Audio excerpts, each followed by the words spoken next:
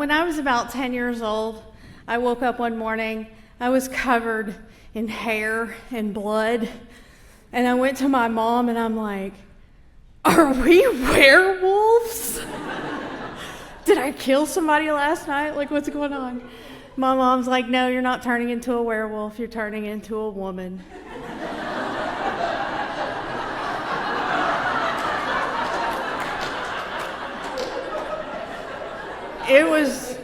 It was really unfair in my mind because both processes are the same. I mean, they end kind of different.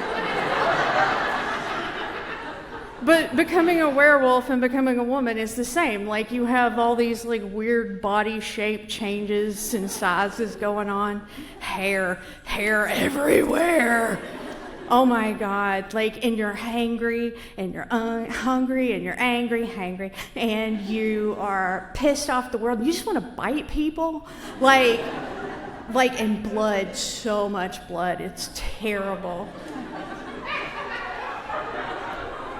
What do you know? So my mom, she does the best she can with a 10-year-old. She gives me all the technical information she can. Kind of send me on my way with this, and then I got gifted, the wise woman gifts of a pontoon boat-sized pad floating out. It's terrible. Giant bottle of Tylenol, heating pad, the basics. There was one thing, though, she didn't tell me about because I was too young, and that was that I got an egg timer.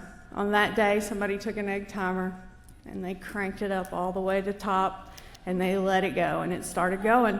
I couldn't hear it. I didn't know anything about it.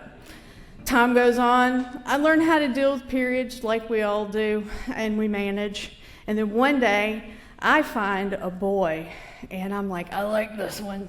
I'm keeping him. This one's mine.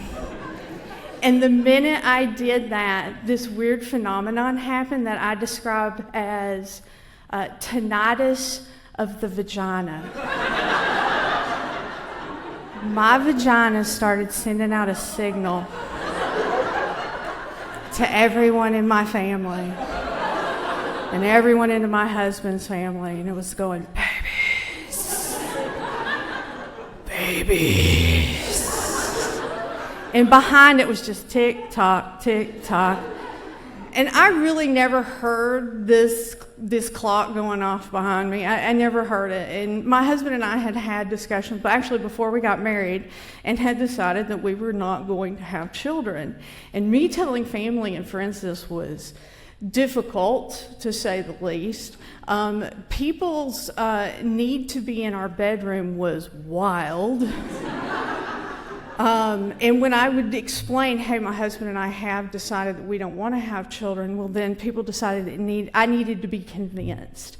And they wouldn't try to convince my husband and I. They would separate us, pull me aside and go, hey, you're being selfish because you're not allowing your husband's name to be carried on. My husband's family is Catholic. That name will outlast all of us. Then, of course, they're like, okay, well, if that doesn't work, then, well, who's going to take care of you when you're older? Well, who's being selfish now? That's not a good reason to have a baby. And then they would get angry, and at this point, they're like, come on, just have a baby. Your instincts will kick in. Yeah, and if they don't, can I send it back? So, I went through this, time goes on, my husband and I have had these fights with everybody. Next thing you know, we are 28 years down the road, and we've been happily married all that time, and we have a 15-year-old hysterectomy.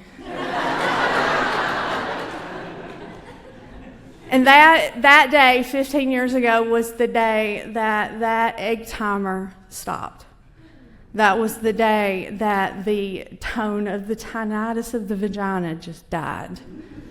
And it became real apparent really quickly that on that day, the expiration of my value as a woman and as a person died with a lot of people.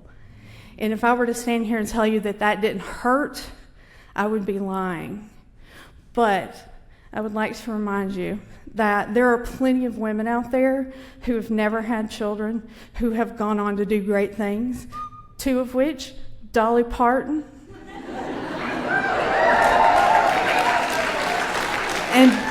and Betty White. Now, I am no Dolly Parton and I am no Betty White, but I can fix that. Thank you. My name is April.